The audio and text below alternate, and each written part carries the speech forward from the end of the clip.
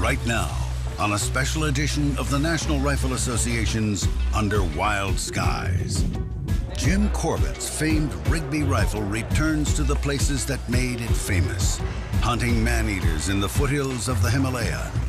History, hunting, and firearms are all straight ahead under wild skies.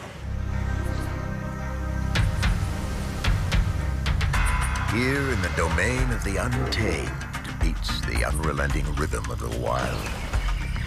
Beneath moonless dawn and sunlit dusk, through sudden cloudburst and fiery sky, beyond the path of the last hunter here, so far from comfort, yet so close to conquest, where mastery and instinct bind animal and man in the sweet sweat of pursuit, the passion of fair chase, invisible to all but hunter and game, and now you, under wild skies.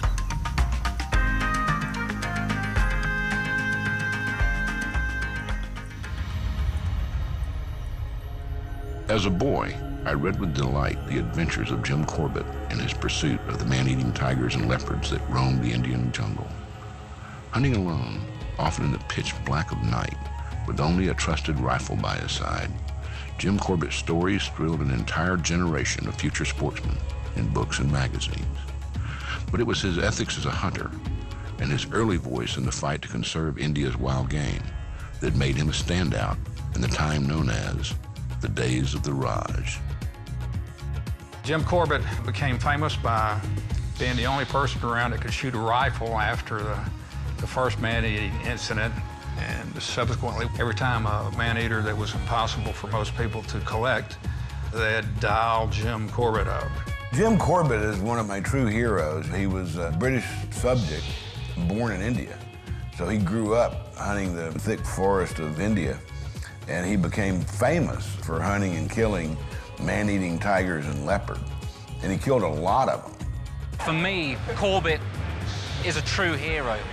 The man would hunt man-eating tigers and leopards for no other reason but to help the local people of India, who he truly loved. Not only the people, but the animals.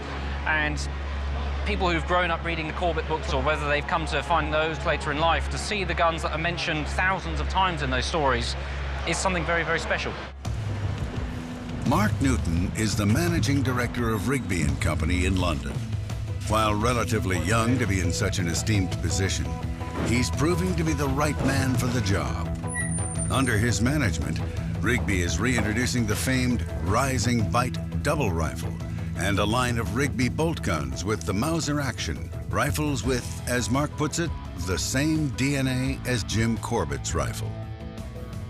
Well, the Corbett rifle itself, some would argue, is probably the most famous sporting bolt-action rifle ever produced.